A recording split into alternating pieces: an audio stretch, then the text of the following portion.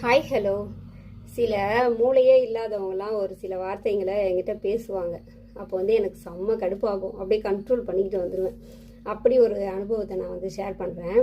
சில பேர் என்கிட்ட சொல்லுவாங்க, ஏம்மா நீ நல்லா படிச்சிருக்கியே, உங்கள் அம்மாவை கூட்டின்னு வீட்டில் விட்டுட்டு நீ வேலைக்கு போகலாம் அப்படின்னு சொல்லிட்டு.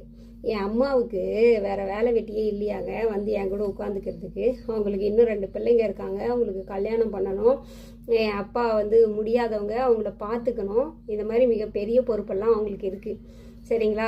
அவங்கள போய் கூப்பிட்டு நான் வச்சுக்கிறது தான். நான் 2 குழந்தைங்கள வச்சுக்கிட்டு அவங்கள கூப்பிட்டு இங்கே வச்சுக்கிறது தான். சரிங்களா? அப்போ அவங்க 3 பேரோட நிலைமை என்ன அப்படிங்கிறது யோசிக்கிறது கிடையாது. புத்தி கேட்ட மாதிரி அம்மாவை கூட்டினு வச்சுட்டு வேலைக்கு போகிறதான். இப்படி சிலதுங்கெல்லாம் சொல்லிட்டு தெரியுதுங்க. அப்புறம் சிலதுங்கெல்லாம் இவ உட்காந்துட்டு நல்லா சாப்பிட்டுட்டு இருக்கிறா அப்படின்னு சொல்லிட்டு. சத்தியமாக சொல்கிறேன், ஒரு நாளைக்கு ஒரு வேளை, அப்படி இல்லைன்னா 2 வேளை 3 வேளை சாப்பாடுலாம் சாப்பிட்றதுலாம் ரொம்ப ரேர்.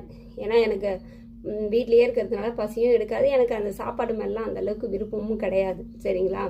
ஏதோ ஒரு ஜூஸு அது இதுன்னு ஏதாவது ஒன்று எடுத்துகிட்டு அப்படியே நான் காலத்தை ஓட்டுவேன். அது நான் வேணும் சாப்பிடாமல் இருக்கணுன்றதுக்காகவும் கிடையாது, சாப்பாடு இல்லைன்றதுக்காகவும் கிடையாது. எனக்கு பொதுவாகவே அந்த மாதிரி சாப்பிட்டுக்கிட்டே இருக்கிறது பிடிக்காது. அளவாக சாப்பிடுவேன், தேவையானதை சாப்பிடுவேன், ஆரோக்கியமாக இருப்பேன். சரிங்களா? ஸோ இந்த மாதிரி இருக்கும்போதே நமக்கு ஏகப்பட்ட பிரச்சனை வருது. இதில் நம்ம எந்நேரமும் சாப்பிட்டுக்கிட்டே இருந்தால் அவ்வளோதான், அது வேற விஷயம். அடுத்து பார்த்தீங்கன்னா,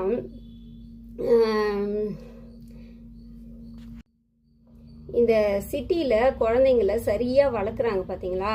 அவங்கக்கிட்டலாம் போயிட்டு சொல்லி பாருங்கள். அவங்களாம் என்ன சொல்லுவாங்கன்னா, ஐயோ குழந்தைய இந்த ஏஜ்லலாம் விட்டுட்டு தனியாக எங்கேயும் போகாதம்மா, நீ குழந்தைய விட்டுட்டு எந்த ஒரு வேலைக்கும் நீ போக வேண்டிய அவசியம் கிடையாது. இந்த ஏஜ்லலாம் நம்ம கூட தான் இருக்கணும். இன்னும் வளர வளர இன்னமும் நம்ம கூட இருந்து தான் ஆகணும். வேலை அப்படிங்கிறதெல்லாம் நம்ம ஸ்கிப் பண்ணி தான் ஆகணும் குழந்தைங்களுக்காக அப்படின்னு சொல்லிட்டு நிறைய பேரண்ட்ஸ், நல்ல பேரண்ட்ஸ், குழந்தைங்கள நல்லா வளர்க்குற பேரண்ட்ஸ் சொல்லியிருக்காங்க. சரிங்களா? ஆனால் சில ஒன்றுத்துக்குமே உதவாததுங்கெல்லாம் பேசக்கூடிய பேச்செல்லாம் இருக்கே, ஐயோ இதுங்க பேச்செல்லாம் காதில் வாங்க வேண்டியிருக்கே கடவுளே அப்படின்னு நான் நினச்சிக்கிட்டு அந்த இடத்துலலாம் இருந்து மூவ் ஆகிடுவேன்.